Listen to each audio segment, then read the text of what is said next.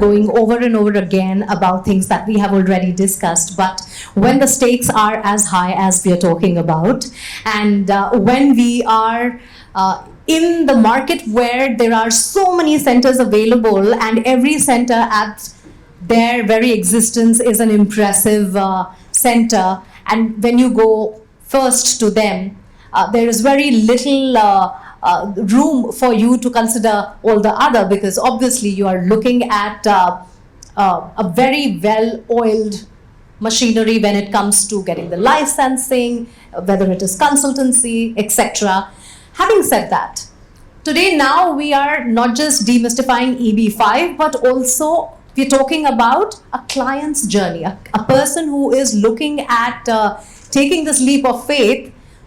What are the mistakes that they can avoid making? What are the due diligences that they need to sort of put in place so that their money, their dreams, their assets are all safe? And of course, it is at the end of the day about a great partnership. So my first question, Girish, is a very rhetoric one, but also something that is on the minds of everyone. Today I'm going to see a lot of centers. Today I'm going to meet a lot of center heads. But how do I know this is the right fit for me? So thank you so much, Mugdha, and thank you again to all of you. I think the first and foremost thing which needs to be done is to do our own research. Start with the basic research as to what everyone is offering.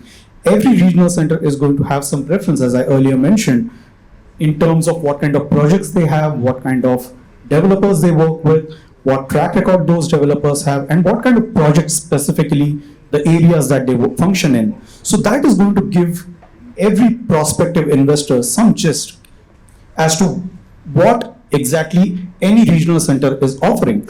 Once you cross that stage, of course, most of the regional centers are going to be filtered out, and then you're going to come up with top 3 or 4 regional centers based on the track record, based on the projects that they have. And that is when you go and start speaking to them one-on-one. I think asking questions is the first and foremost, most important thing which a prospective investor should be doing while they are getting into the process of EB5. And it's not going to be a quick process. Yeah. It takes months. Sometimes I am speaking with clients who I've met 2 or 3 or 4 years back, and they are still yet to decide whether to move forward with with any regional center or with this particular program in the first place or not. The reason being, it's not just going ahead with EB5, but also to ensure that EB5 is the right choice for them in the first place. Right. So the timing also matters. On a very basic level, having worked with so many clients, what has your experience been in terms of how much time does it take for them to actually consolidate all their thoughts and, of course, their papers and all the legalities? How much time does it, what is the cycle like? How much time does it take for just them to make up their minds?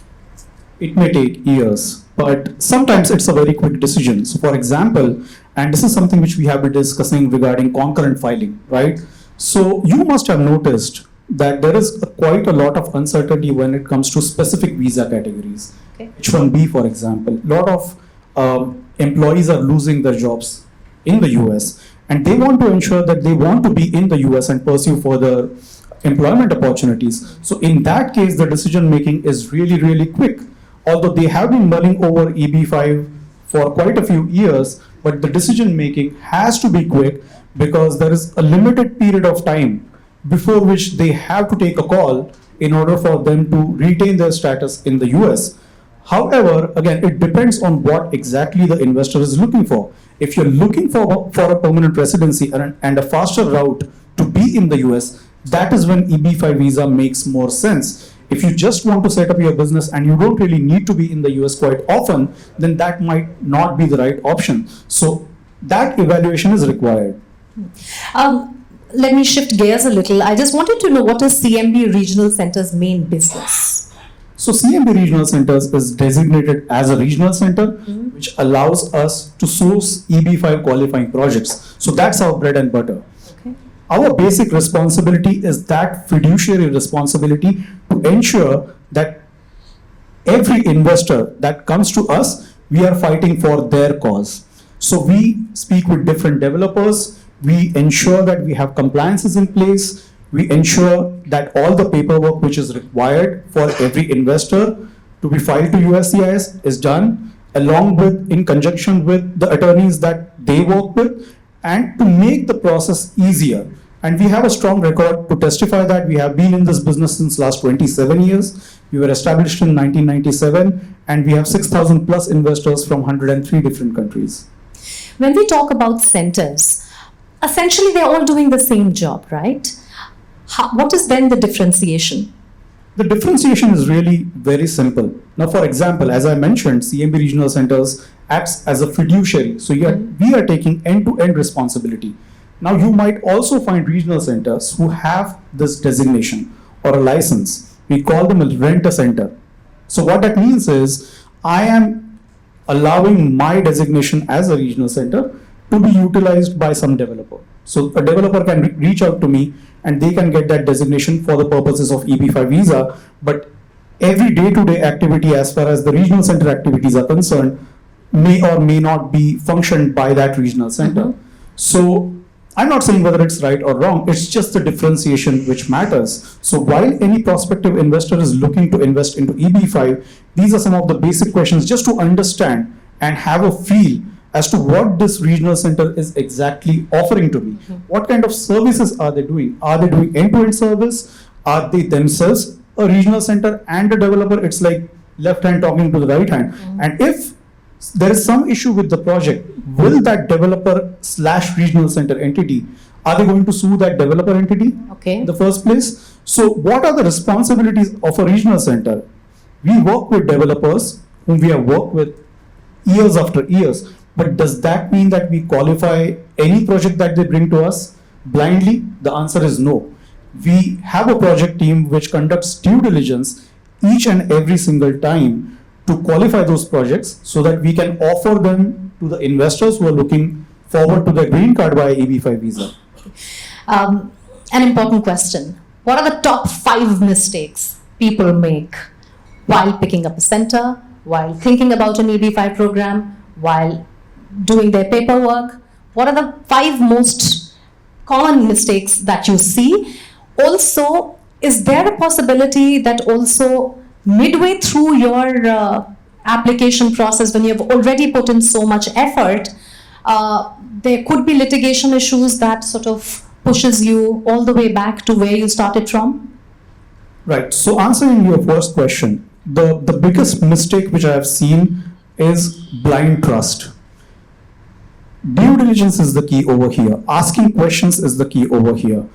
No matter what is being presented to you, we need to come back to the first basic question: how will I get my green card? And how will I get my return of capital? I think we mentioned in the panel discussion as well that there are a lot of flashy projects, big ticket projects out there.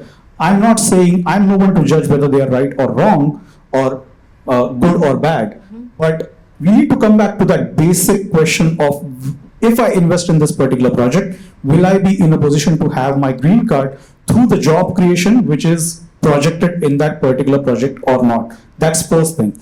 Second thing is return on investment. Right.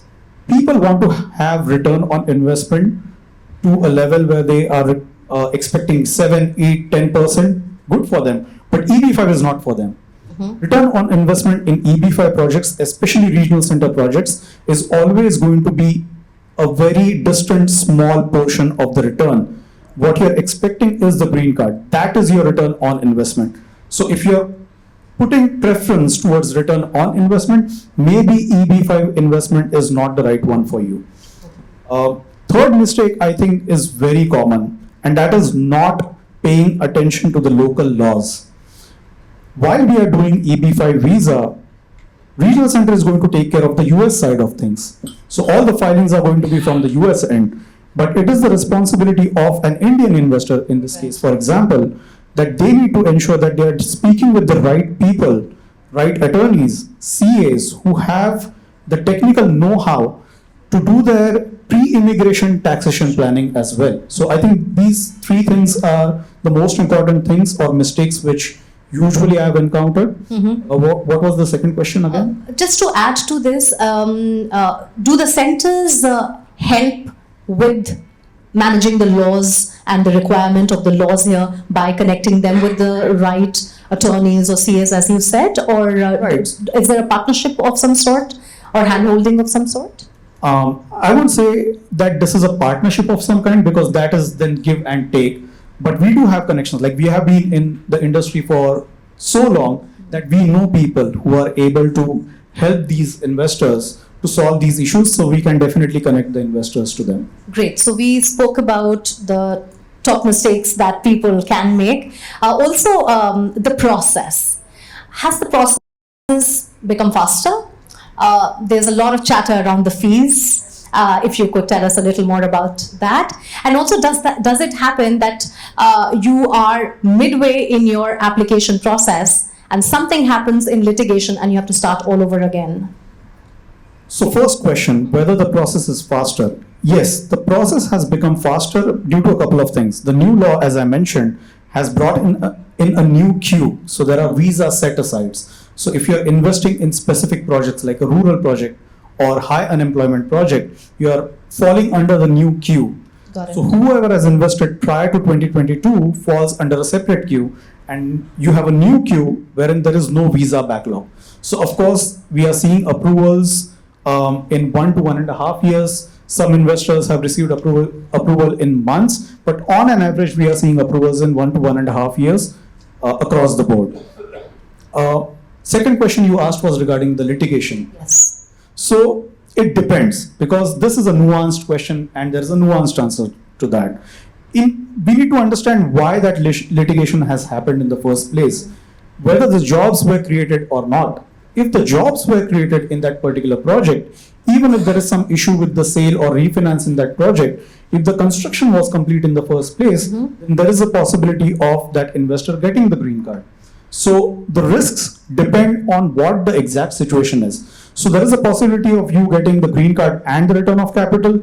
There is a possibility of a green card but partial repayment, or maybe the funds will not come back in case the project has run into issues. I think the worst scenario, which we haven't really seen in recent times, is where the project also went bust and no jobs were created at the same time. So there is a loss of capital and a loss of green card as well. Got it. The recent increase in EB5 fees, what are the implications of that? There was a lot of furor over it. We know that as well. But what there is a litigation going on, so the matter is sub judice.